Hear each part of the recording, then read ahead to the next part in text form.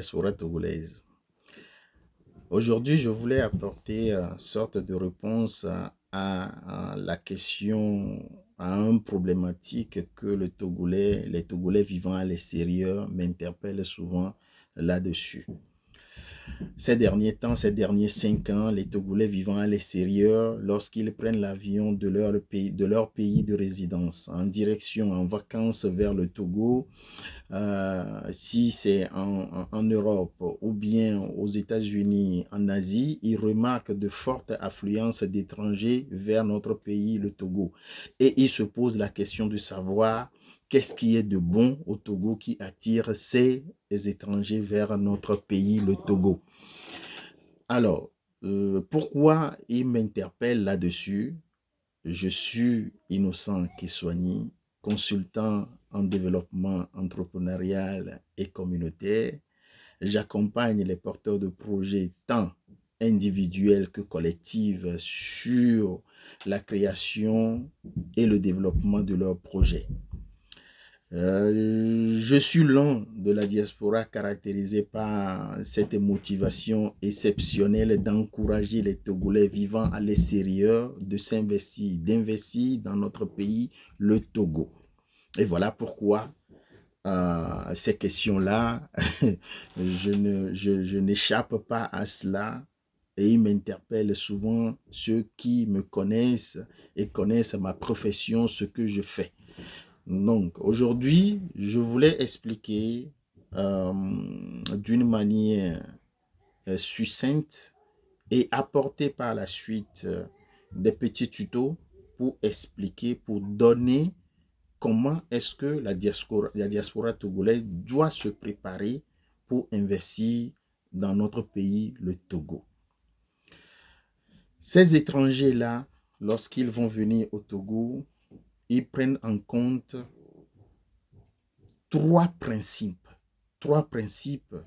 que lorsque vous ne vivez pas dans un pays, lorsque vous n'avez pas de résidence principale dans un pays et que vous voulez entreprendre là-bas, il faut prendre en compte trois principes très importants. Et cela, la diaspora togolaise, parfois, comme le Togo est leur pays d'origine, souvent, ils prennent à la légère ces principes-là. Et aussi, il y a une des choses que ces étrangers-là font avant de venir, est que ils prennent en compte les caractéristiques particulières de notre pays, le Togo. Et ça aussi, souvent, la diaspora prend à la légère. C'est pourquoi ces étrangers, lorsqu'ils arrivent ou bien sont dans l'avion pour venir au Togo, leurs yeux ne voient que des opportunités. Parce qu'ils ont travaillé, parce qu'ils ont fait des recherches. Ils sont bien préparés pour l'aventure. Ils ne voient que les opportunités. Alors que les Togolais, vivant à l'extérieur, souvent, lorsqu'on veut aller entreprendre dans notre pays, on prend tout à la légère. À un temps donné, on a quitté notre pays, le Togo. Et on n'a pas fait la mise à jour de nos connaissances de notre pays. On n'a pas pris en compte les évolutions des besoins dans notre pays. On est figé à la période où on est parti et on croit que ça n'a jamais évolué. Et aussi, comme c'est notre pays, on ne remarque pas ces caractéristiques particulières dont possède notre pays. On ne le remarque pas. Et souvent, mélanger de ces méconnaissances de notre pays et l'évolution et la méconnaissance des besoins qui existent sur notre pays, lorsqu'on s'aventure sans préparation, on risque beaucoup de tomber en échec. Et c'est ce qui arrive souvent malheureusement à des Togolais vivant à l'extérieur. Alors que ces étrangers, lorsqu'ils vont venir, ils prennent en compte toutes ces caractéristiques de préparation et des caractéristiques particulières de notre pays.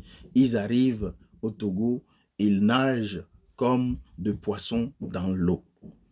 Voilà pourquoi je vais apporter à la suite de ces messages des petits tutos de préparation, d'explication des caractéristiques particulières de notre pays, le Togo. Et si la diaspora prend en compte ces deux choses, leurs yeux...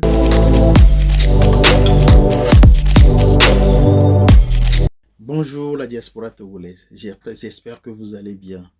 Et je remercie beaucoup d'entre vous qui ont regardé ma précédente vidéo, qui ont apporté beaucoup d'encouragement, beaucoup de félicitations pour que cette thématique soit vraiment une valeur ajoutée pour la diaspora togolaise.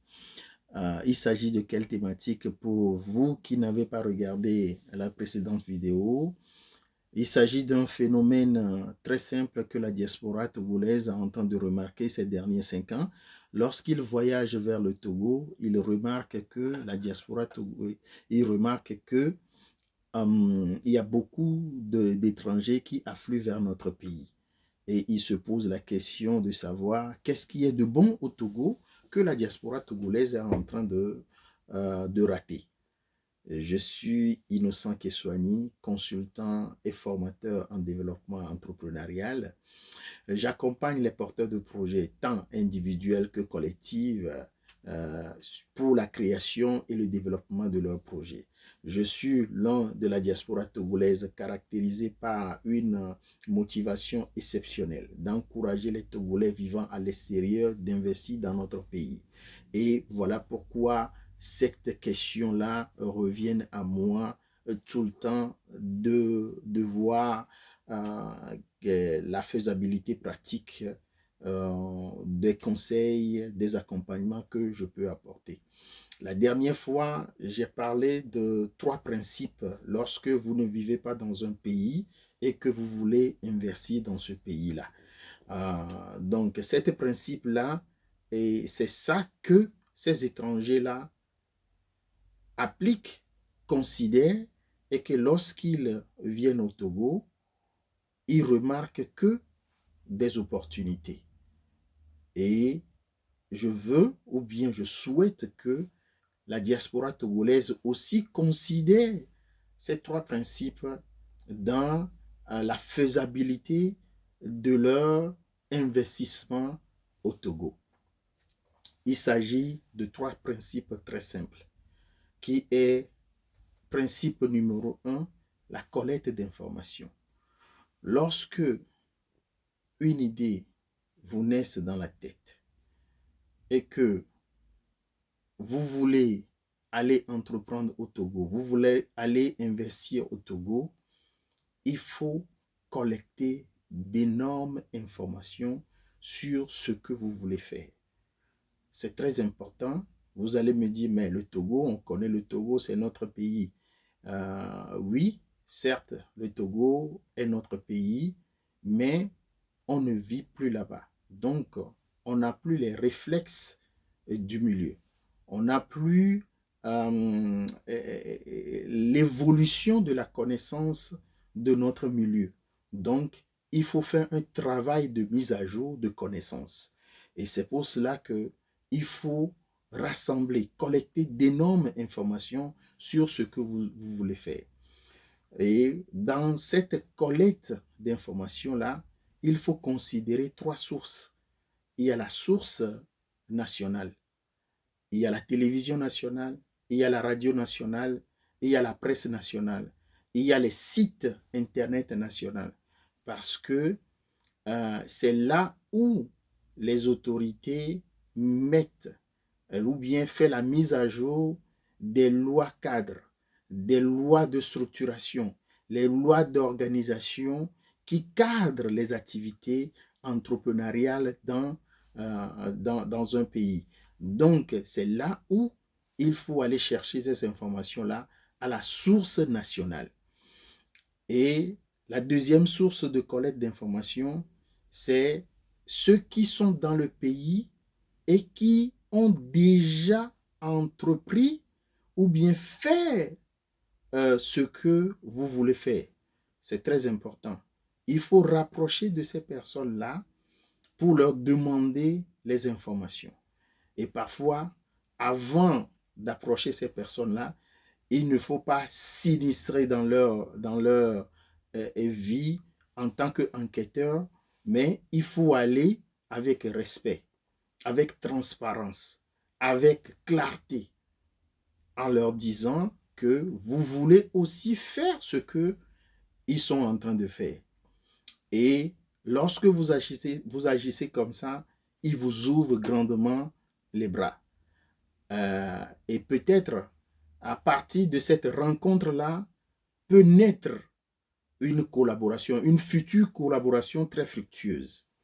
Et ça m'est arrivé plusieurs fois. Vous allez remarquer que ce n'est pas de la concurrence, mais plutôt une complémentarité. Il y a la troisième source qui est la source Internet. La source Internet, il y a beaucoup qui ont fait déjà ce que vous avez fait. Dans d'autres pays, dans la sous-région, qui n'est pas forcément au Togo, mais des pays limitrophes qui ont déjà essayé ce que vous voulez faire et qui ont apporté des innovations là-dessus. Et ces informations-là, vous allez les collecter. Vous allez collecter ces informations-là, les découper, les analyser, les rapprocher l'une des autres, et vous allez voir que il y aura un commencement de clarté dans ce que vous voulez faire. Vous allez commencer par rapprocher de l'activité que vous voulez faire. Votre idée dans la tête commencera par s'éclaircir. Et ce qu'il ne faut pas faire, est que lorsque vous avez l'idée dans la tête, il ne faut pas commencer par appeler vos proches qui sont dans l'administration togolaise, que vous pensez qui peut vous apporter, ouvrir des portes, qui vous apporter des informations pour vous ouvrir des portes. Et il faut utiliser ces opportunités après avoir collecté les informations sur les trois sources dont je vous ai parlé. C'est très important. Parce que eux, ils n'ont pas le temps. Mais comme ils ne voulaient pas vous frustrer, comme ils ne voulaient pas faire à ce que vous commencez par dire, écoutez, ils ne prennent pas soin de vous, alors ils vont parfois bâcler le travail que vous leur demandez. C'est pour cela que disposez d'abord, collectez d'abord des informations énormes en les aidant de vous aider.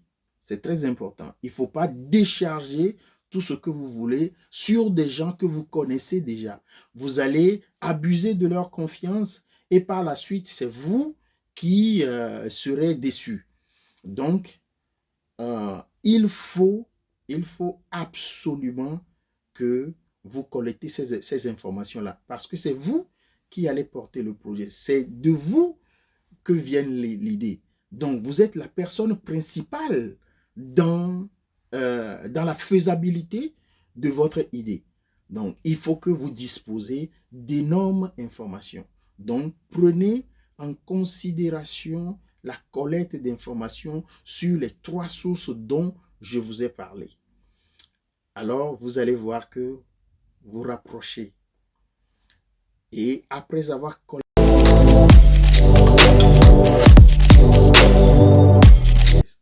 je vous remercie vivement du fond de mon cœur. On est en train de discuter du principe numéro 1. Dans la vidéo de la dernière vidéo, le principe numéro 1 qui est la collecte d'informations. Il est très capital. Ne le négligez pas. Ces sources, j'ai donné 3 sources à laquelle vous pouvez collecter des informations. Ne les négligez pas, c'est très important parce que ça va vous apporter ou bien ça va vous amener à la clairvoyance de votre idée. Ça va vous amener à détecter réellement le besoin à laquelle vous allez solutionner.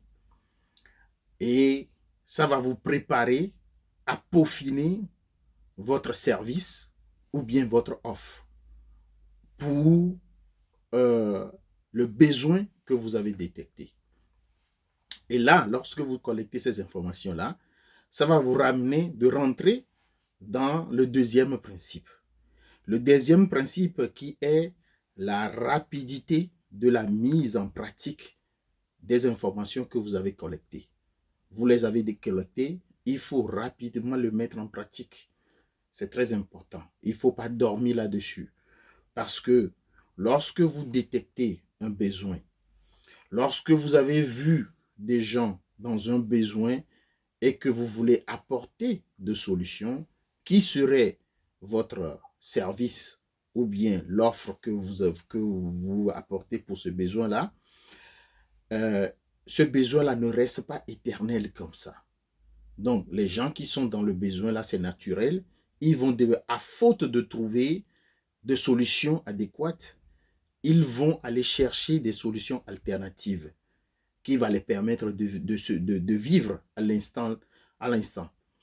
Et parfois, lorsque vous êtes prêt pour arriver sur le marché, ou bien de leur proposer votre solution, ils ont déjà la solution alternative.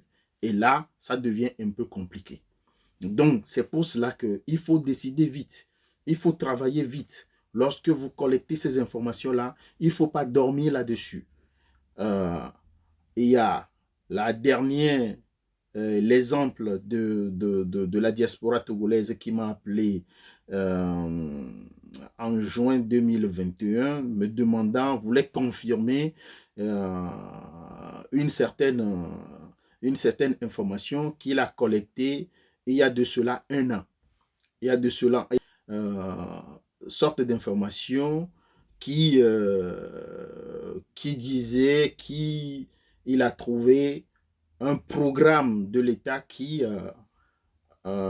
facilite l'entrepreneuriat agricole dans les milieux ruraux. Effectivement, je lui ai confirmé et il est en train de me demander ça en juin 2021.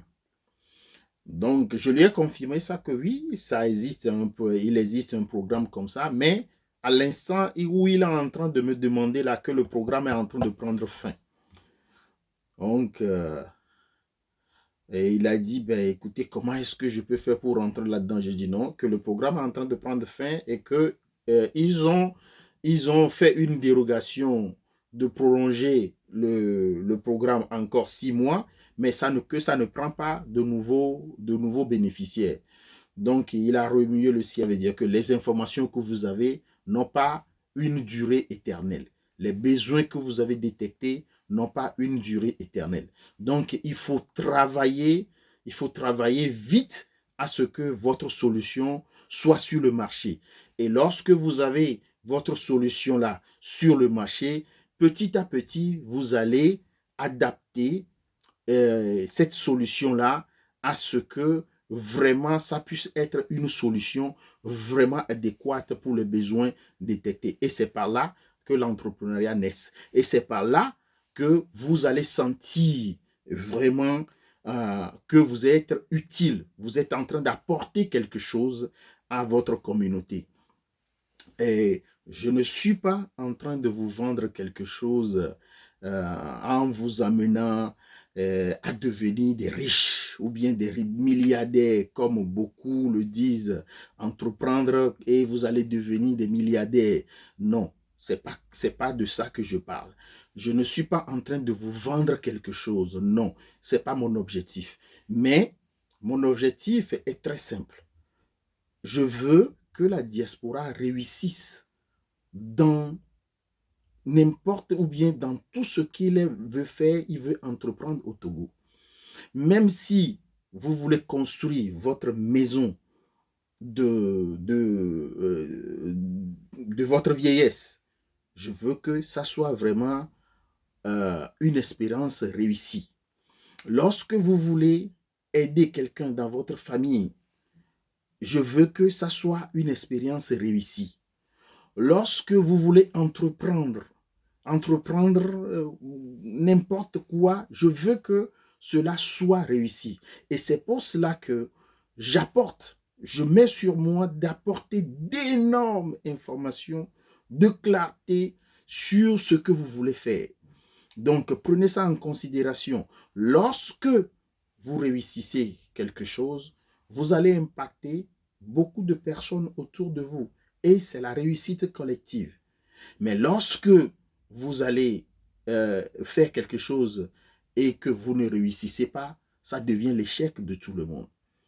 Et là, alors, je veux qu'on réussisse ensemble. Et c'est de là que je parle. C'est de là mon objectif fixé en apportant ces éléments d'information pour que la diaspora arrive à, à s'investir vraiment avec sagesse. Et, et je pense qu'en agissant ainsi, nous tous, nous allons réussir ensemble. Et nous tous, on allait voir plus que les étrangers que nous sommes en train de voir dans les avions qui vraiment affluent vers le Togo. Nous allons voir plus que eux. Nous allons voir des opportunités vraiment énormes autour de nous que nous pouvons investir, nous aussi, à chacun dans sa taille. Et je ne parle pas de milliardaires, je ne parle pas de millionnaires, mais à ce que on puisse réussir dans tout ce que nous voulons faire, que ça soit de succès pour vous. Alors,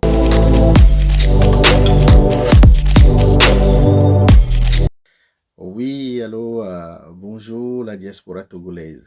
J'espère que vous allez très bien et que vous êtes en train de mettre en pratique euh, les principes qu'on est en train de discuter. Le principe numéro un qui est la collecte d'informations. Lorsque vous voulez aller entreprendre quelque chose au Togo, je vous en prie, prenez le temps de collecter beaucoup d'informations. Ça va vous aider.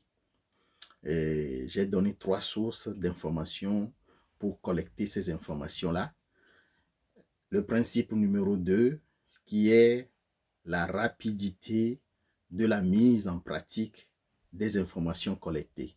C'est aussi très important.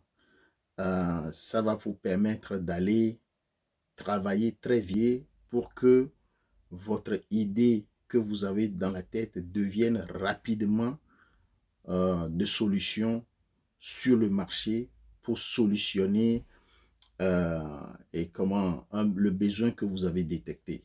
J'espère que vous êtes en train de travailler sur ça. Et si vous avez des difficultés dans la faisabilité de la collection d'informations ou bien de la rapidité à mettre les informations que vous collectez, que vous avez collectées, à le mettre en pratique, n'hésitez pas. N'hésitez pas surtout. Contactez-moi, envoyez-moi des messages afin qu'on puisse réfléchir ensemble. Je serai votre partenaire de réflexion, que je vais vous écouter. Et ensemble, on va analyser les informations que vous avez collectées et j'espère que ça va vous apporter un élément de plus afin que vous puissiez ou bien produire sur le marché. Alors, le principe numéro, si vous avez fait travailler ces 2 principes-là, peut-être vous êtes en train de passer dans ma tête, mais écoutez, ce monsieur, et l'argent.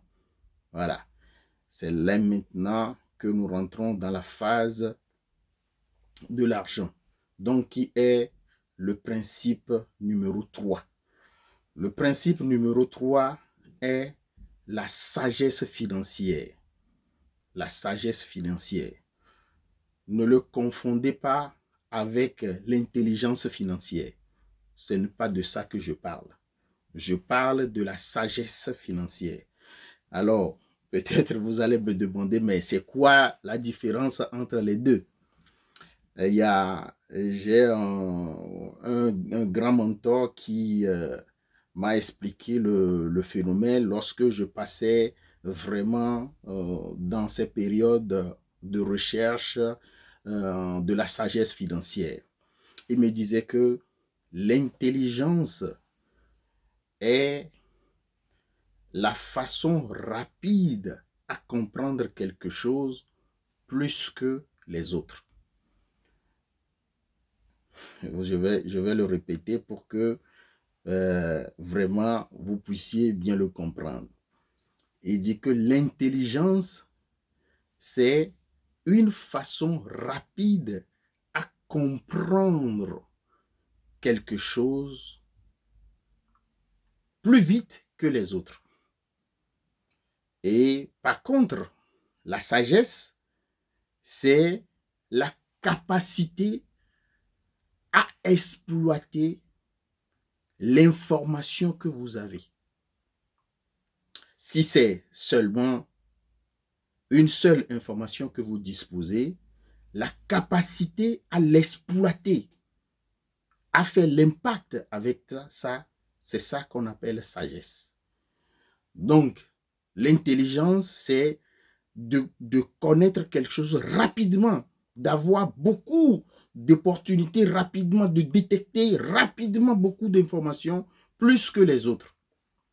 Et vous allez voir, vous tous, là l'exemple là que je donne dans la pratique, vous allez voir que à l'école, souvent les gens qui sont très vite, les gens qui sont dans les classes, qui sont premiers, qui travaillent très bien, ils sont très intelligents, vous allez souvent dans la vie pratique, c'est pas, lorsqu'ils arrivent dans la vie pratique, c'est pas eux tous qui réussissent.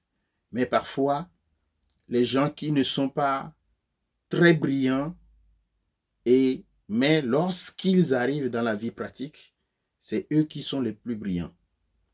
Donc, ils sont sages, ils ne comprennent pas les choses vite que les autres, ils sont sages à exploiter les informations qu'ils ont. Par contre, les intelligents, ils comprennent beaucoup de choses très vite, plus que les autres. Donc, je vous parle de principe numéro 3 qui est la sagesse financière. Et lorsque vous avez collecté des informations et lorsque vous avez rapidement peaufiné l'idée que vous avez et maintenant vous avez des pistes de conception de services et de produits que vous pouvez vendre, c'est là que vous allez commencer à rassembler les finances que vous avez. Certes, au début, vous allez voir, vous allez dire, ben, écoutez, j'ai quelques sommes que je peux mettre vraiment à investir, à faire ceci. Mais aujourd'hui, le problème que la diaspora togolaise a, c'est le manque de collectivité. Le manque de collectivité. Et pourquoi cette manque de collectivité? Parce que il y a manque de travail préparatoire de ceux qui sont leaders d'opinion d'aller apporter ou bien de drainer les autres. Il y a manque de préparation. Et souvent, ces manques de préparation arrivent à ne pas fédérer beaucoup de personnes autour d'un projet et surtout lorsqu'il s'agit de projets économiques, de projets de création de richesse.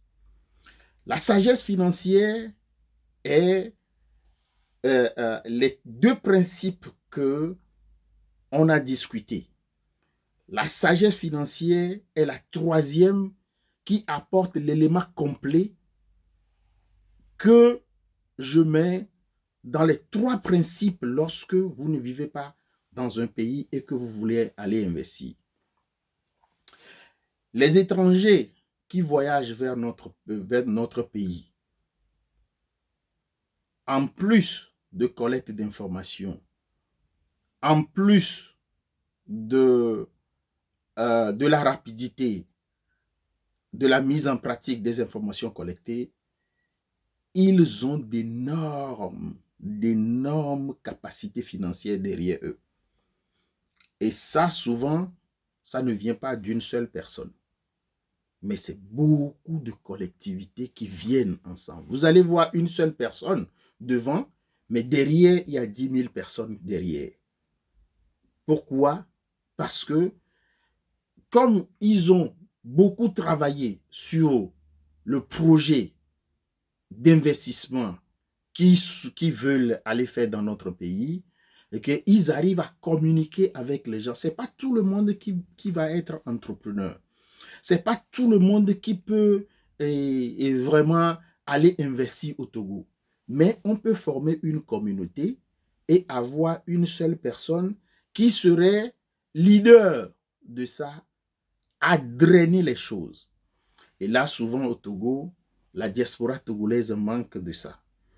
Et parfois, les leaders de projets ou bien les porteurs de projets dans la diaspora, et surtout, je parle de projets économiques, le projet de création de richesse. Parfois, ils ne sont pas bien préparés. Parfois, ils n'arrivent pas vraiment à communiquer avec beaucoup de personnes pour les rassurer à ce que tout le monde puisse apporter le peu qu'il a pour aller investir et impacter nos pays. Donc, c'est ça, je parle de sagesse financière. La sagesse financière, c'est la capacité à pouvoir expliquer un projet économique à une collectivité énorme pour les fédérer et leur donner l'assurance à ce que il y a une collectivité de fonds participatifs puisse être née. Et voilà la sagesse financière.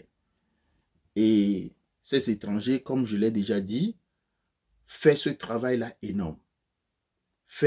Ont de communautés vraiment énormes derrière eux pour arriver dans notre pays. Et c'est ça aussi qui manque aux Togolais de l'extérieur. On ne peut pas aujourd'hui les choses, la capacité d'épargne de la diaspora togolaise n'est pas énorme, ou bien de toute diaspora. Lorsque vous vivez dans un pays, vous avez les charges dans ce pays et autres, et que maintenant vous voulez aller investir dans votre pays, c'est vraiment très difficile.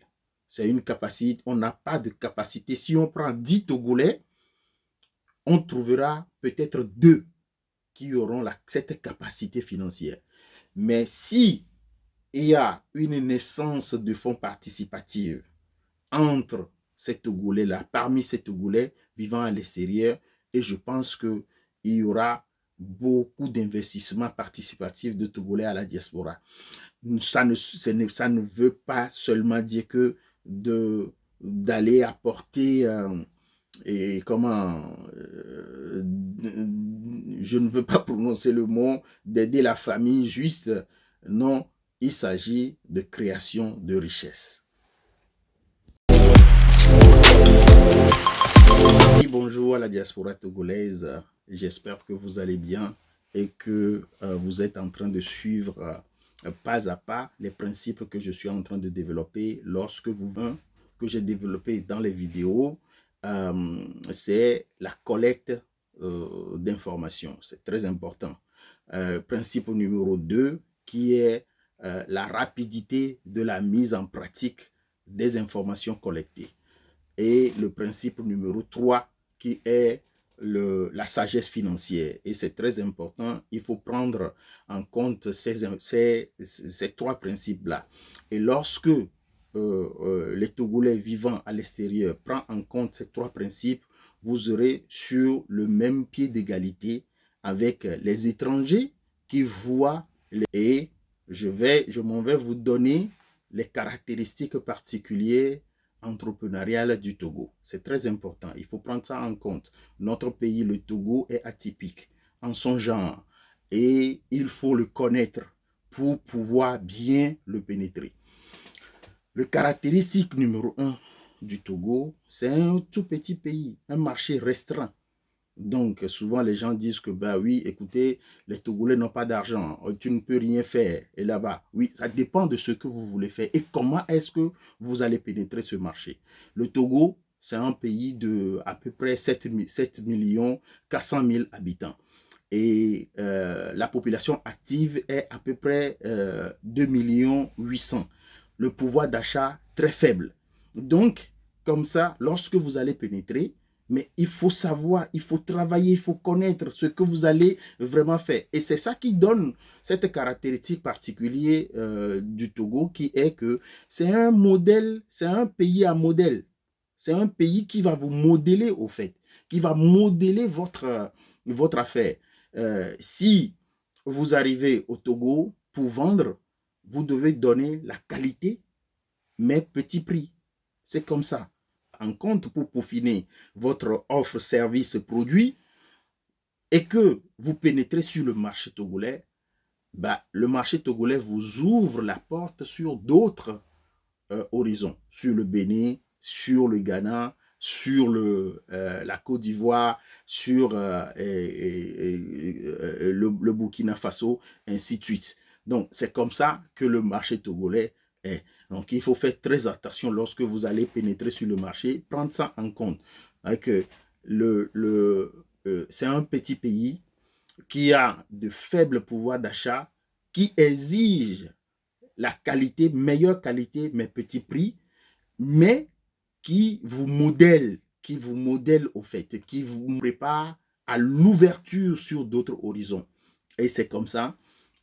L'exemple de ça, vous allez voir comment la mouvance ou bien le modèle économique, le modèle entrepreneurial des Nana Benz.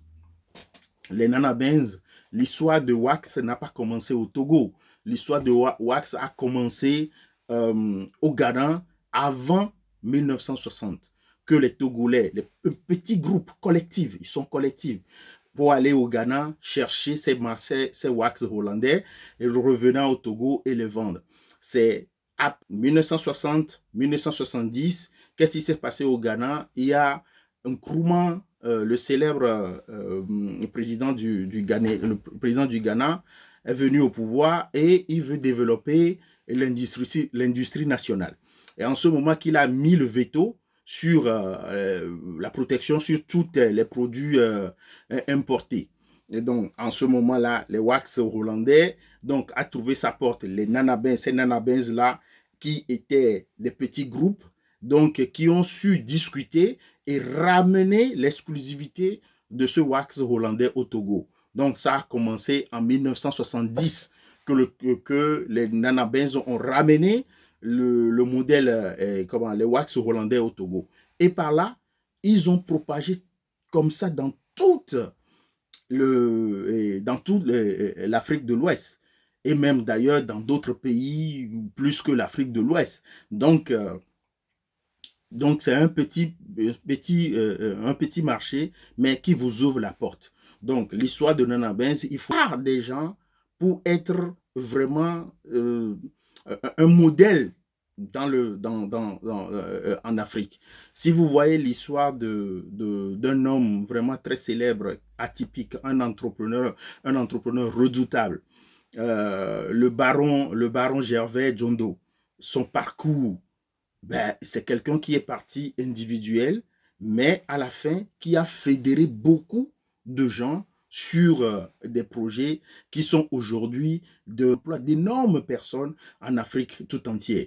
Donc, c'est comme ça que le Togolais est atypique, qui arrive à drainer les choses. Donc, lorsque vous allez pénétrer le marché togolais, il faut prendre en compte ces caractéristiques là-bas. Si vous voulez arrêter juste au Togo, votre entrepreneuriat, votre modèle entrepreneurial ne va pas vraiment, vous n'allez pas sentir vraiment l'émergence de ce que vous avez en train de faire. Mais si vous avez la vocation, et d'ailleurs même si vous n'avez pas la vocation, le marché même le marché togolais même va vous amener à voir quelque part d'autre, parce que il y a beaucoup d'entrepreneurs dans la sous-région qui viennent au Togo pour chercher des modèles, au fait. Donc, voilà à peu près ces caractéristiques particulières que le Togo a. Et si les Togolais vivant à l'extérieur prennent en compte ces caractéristiques-là, plus le travail préparatoire de ces principes que j'ai donnés, les 3 principes que j'ai donnés, vous voyez, vous êtes convaincu que moi, qu'on serait plus en avant de ces étrangers-là qui viennent dans notre pays. On serait des collaborateurs. Ça ne serait plus des inquiétudes pour nous, parce qu'on s'est préparé, parce qu'on connaît notre pays, on connaît ses caractéristiques, les modèles qu'il a façonnés dans le temps. On a ça sous nos yeux. Le travail est bien accompli. Donc, ça serait que vraiment une collaboration qu'on va faire. Donc, voilà, il ne faut pas que ces étrangers-là qui voyagent vers notre pays tout le temps, que la Togolais sont venus pour prendre notre pays, le Togo, mais plutôt, ils viennent essayer quelque chose. Mais faute de ne pas trouver, des gens avec qui ils peuvent discuter. Donc, ça fait que donc, l'une des choses aussi que le Togolais a en similarité avec ces étrangers-là, c'est que on est étranger parce qu'on réfléchit. Comment est-ce qu'on réfléchit? C'est tout près de ces personnes-là. Et en plus, on connaît leur mentalité, leur façon de réfléchir. Et on connaît notre pays. On s'est bien préparé. Vous-même, vous voyez le résultat. Comment est-ce que le résultat peut être? Ça ne peut que être de réussite. Voilà les principes et les caractéristiques que je voulais apporter à la diaspora togolaise, de prendre ça en compte pour ne pas vraiment envier ces étrangers-là qui viennent dans notre pays. C'est des opportunités pour nous aussi de travailler avec eux. Donc, c'est très important de prendre toutes ces caractéristiques-là en compte. Et voilà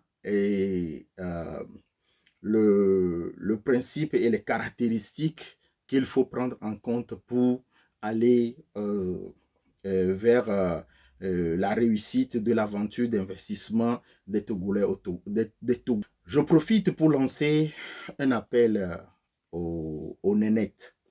Les nénettes qui sont la deuxième génération des Nana Benz. C'est-à-dire, leur ère a commencé après la crise politique au Togo et avec l'émergence de la Chine qui commençait en ce moment à produire, à fabriquer les wax hollandais, le modèle wax hollandais. Donc, mais eux, ils ne sont pas partis en collectif, ils se sont partis en individuel. Donc, mais il faut qu'ils arrivent à coordonner ça pour être en collectif. Donc, ils peuvent revenir sur le modèle de Nana Benz. Donc, je lance un appel à eux, à ce que ce modèle-là puisse être reproduit, puisse arriver à coordonner vers le collectif et qui peut reproduire, parce que c'est un modèle atypique pour le Togo. Un modèle atypique, le tissu, l'industrie de tissu au Togo, c'est quelque chose c'est un domaine qui est vraiment, vraiment, vraiment atypique pour le Togo. Si vous passez pour l'histoire des tissus, ils vont toujours vous citer le Togo. Et aujourd'hui, la dentelle la dentelle, le tissu dentelle est en train de prendre l'essor au Bénin. Et ça, on reviendra par la suite des secteurs porteurs,